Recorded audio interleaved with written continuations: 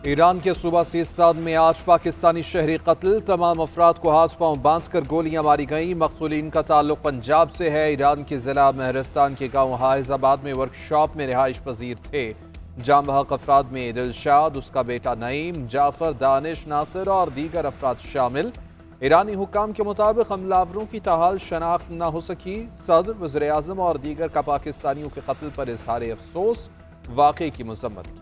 मैंने आउट नहीं होना, इनसाइड आउट खेली, एज थी फील्डर के ऊपर से, 2 रन आसानी से बना पाएंगे। अच्छी टैलेंटेड बॉलर हैं जिन्होंने अपनी जगह जो है वो अर्न की है। ऐसा शॉट आज विंस ही लगा सकते हैं। 100 के जवाब में 100।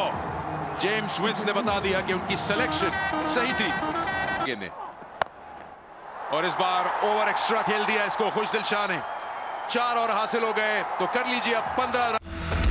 पाकिस्तान सुपर लीग में 2 दिलचस्प मुकाबले। कराची किंग्स और कोयटा ग्लैडिएटर्स ने अपने पहले मैचेस जीत लिए। कराची किंग्स ने हाई स्कोरिंग मैच में मुल्तान सुल्तान्स को शिकस्त दी।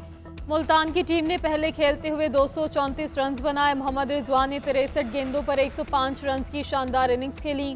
कराची की टीम ने हदफ 6 विकेटों के नुकसान पर पूरा कर लिया। जेम्स विंस ने 101 और खुशदिल शाह ने 60 रन बनाए। एक और मुकाबले में कोयटा ग्लैडिएटर्स ने पेशावर ज़ल्मी को 80 रन से शिकस्त दे दी। कोयटा की टीम ने पहले खेलते हुए 217 रन का हदफ दिया।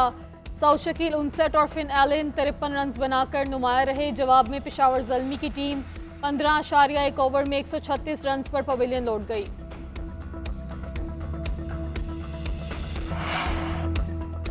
महंगाई में कमी का फायदा आवाम तक नहीं पहुंच रहा। महंगाई में ऐसी कमी का फायदा नहीं, रोजाना की बुनियाद पर अशिया की कीमतों को देख रहे हैं। दुनिया में कीमतें कम हो रही हैं और यहाँ बढ़ रही हैं। मिडल मैन मनमानी करते हैं। कीमतों पर कंट्रोल यकीनी बनाएंगे। वज़ीर ख़जाना मोहम्मद औरंगज़ेब का कहना है, ताजरों से अपील है कि रिश्वत न दें। पाकिस्तानी मसनूआत को आलमी मंडियों तक रसाई देना वक्त की अहम ज़रूरत है।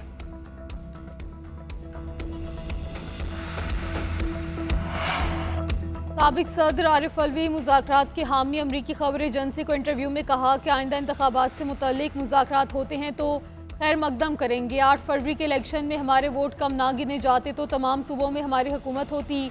मुल्क में होने वाले एहतजाज को ताकत के जोर पर रोका जा रहा है। अवामी मायूसी बढ़ रही है।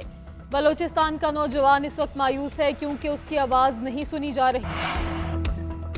महंगाई में कमी का फायदा आवाम तक नहीं पहुंच रहा। महंगाई में ऐसी कमी का फायदा नहीं, रोजाना की बुनियाद पर अशिया की कीमतों को देख रहे हैं। दुनिया में कीमतें कम हो रही हैं और यहाँ बढ़ रही हैं। मिडल मैन मनमानी करते हैं। कीमतों पर कंट्रोल यकीनी बनाएंगे। वज़ीर ख़जाना मोहम्मद औरंगज़ेब का कहना है, ताजरों से अपील है कि रिश्वत न दें। पाकिस्तानी मसनूआत को आलमी मंडियों तक रसाई देना वक्त की अहम ज़रूरत है।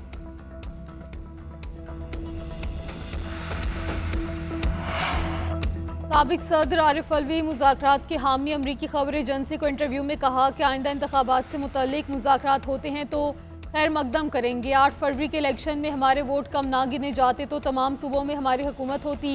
मुल्क में होने वाले एहतजाज को ताकत के जोर पर रोका जा रहा है। अवामी मायूसी बढ़ रही है। बलोचिस्तान का नौजवान इस वक्त मायूस है क्योंकि उसकी आवाज़ नहीं सुनी जा रही। बलोचिस्तान के मसले का हल भी मुज़ाकरात में है। आज़म सवाती ने गुज़श्ता रोज़ कहा था कि आरिफ अलवी की वतन वापसी पर मुज़ाकरात में पेशरफ्त होगी।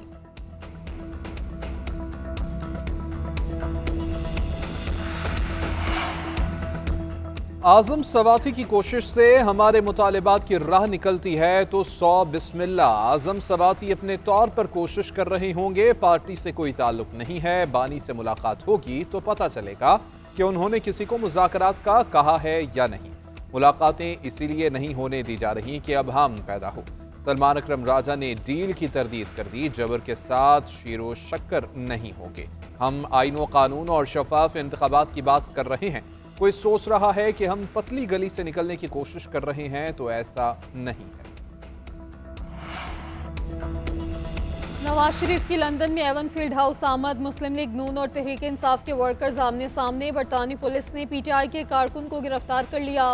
गुलफाम हुसैन नामी कारकुन के एवन फील्ड दाखिले पर पाबंदी थी। नवाज शरीफ बेलारूस से बरतानिया पहुंचे। 2 हफ्ते लंदन में क़याम करेंगे।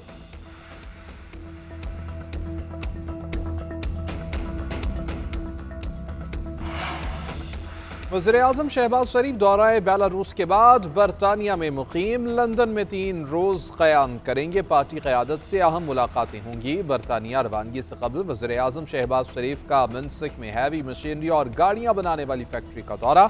हममनसब अलेक्जेंडर तुर्चन के साथ फैक्ट्री का तफसीली मुआयना किया। हैवी मशीनरी, गाड़ियों, कानकुनी और दीगर आलात की तैयारी का जायजा लिया। वज़ीर-ए-आज़म ने फैक्ट्री में तैयार होने वाली मशीनरी से मुतालिक सवालात किए। इंजीनियर से रूसी ज़बान में गुफ्तगू की।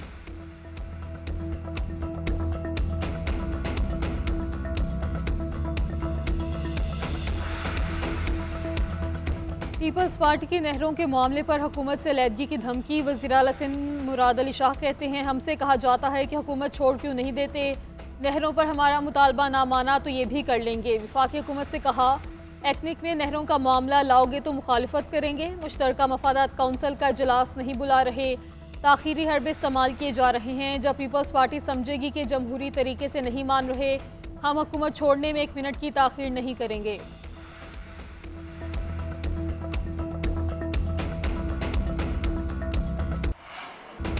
हंसी और खुशी बिखेरने वाला चेहरा पाकिस्तानियों को हमेशा के लिए उदास कर गया। मारूफ कॉमेडियन और स्टेज अदाकार जावेद कोडू इंतकाल कर गए। जावेद कोडू काफ़ी अरसे से शुगर और दिल के आर्जे में मुब्तला थे।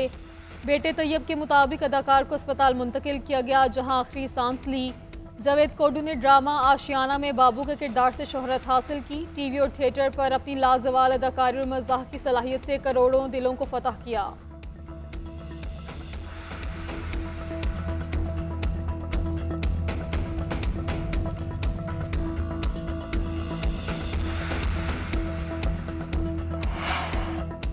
जौहरी तनाज़े पर अमरीका और ईरान के दरमियान मुज़ाकरात का पहला दौर। अम्मान में ईरानी वज़ीर ख़ारजा अब्बास इराक़ची के अमरीकी ख़ुसूसी एलची से मुज़ाकरात। दोनों वफ़ूद अलग अलग कमरों में बैठे। अम्मानी वज़ीर ख़ारजा ने सालिस का किरदार अदा किया। ईरान अमरीका मुज़ाकरात 2.5 घंटे तक जारी रहे। ईरानी वज़ारत ख़ारजा का कहना है कि दोनों ममालिक के मुज़ाकरातकारों ने चंद मिनट बराह रास्त बात भी की। अमरीकी वक्त के साथ जौहरी प्रोग्राम पर बातचीत खुशगवार माहौल में हुई। मुज़ाकरात का दूसरा दौर 19 अप्रैल को होगा।